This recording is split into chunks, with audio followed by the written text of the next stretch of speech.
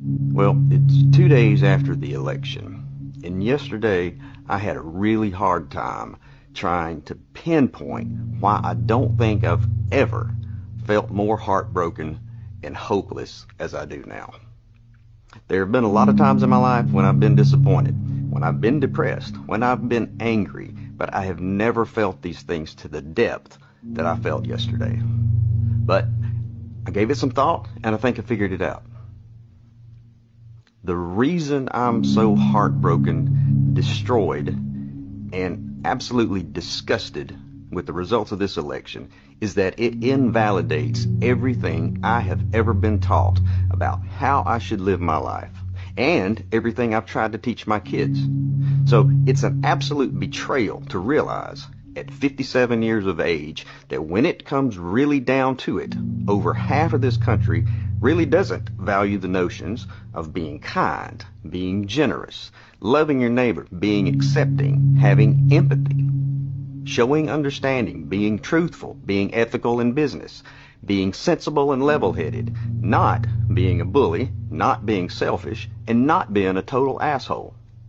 And because I've been taught these things my entire life, it's really easy for me to see that Donald Trump is a vile and despicable human being. He exhibits everything that I have been taught to set my sights against in order to be a good, functioning member of society. But now, over half our country supports this person and believes that he's the one who's going to make America great. Well, hey, here's a secret. Someone who has worked so hard at sowing discord is never going to do anything to unite us. That's his big lie, because he doesn't benefit from Americans coming together. He and all the Tucker Carlsons and Alex Jones out there, they profit from the rage that they're able to manufacture. So don't tell me it's okay if we disagree, as if this is akin to our individual preferences for wine or toilet paper. This is not a simple disagreement. This is you telling me that the values I've held dear my entire life have no meaning or place in the real world. This is you telling me that I should be shrewd, deceptive, cruel, and intolerant. This is you telling me that the type of person you really admire and look up to is a rich, entitled, narcissistic, criminally convicted pussy grabber. And if you're one of those guys out there that likes Trump because, well, he says what's on his mind, he tells it like he sees it, he doesn't have a filter. Yeah, sometimes you need a filter. There was a time, not that long ago, when being an asshole wasn't cool. If you were a shitty person, you just kept a lot of that to yourself, and society was all the better for it. But now it's all, let's make America great again. And what I'd like to know is, what specific time in American history are you talking about? What year exactly? Because for a lot of folks, this right now, this current time in American history is the greatest. And you know that. And for some reason, you don't like it. It's like this crazy idea that giving certain rights to someone else somehow takes some of yours away.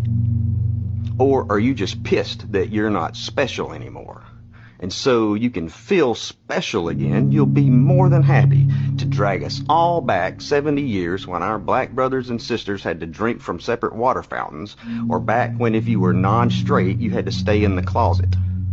Personally, I'd like to go back to a time when assholes had to stay in the closet.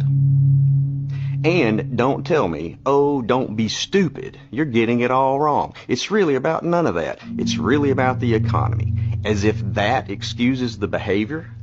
You're willing to overlook all the other fascist rhetoric because all that's doing is showing your wives and your daughters and minorities and LGBTQ and other marginalized groups that you're completely willing to throw them under the bus as long as you can save 5 cents a gallon on gasoline.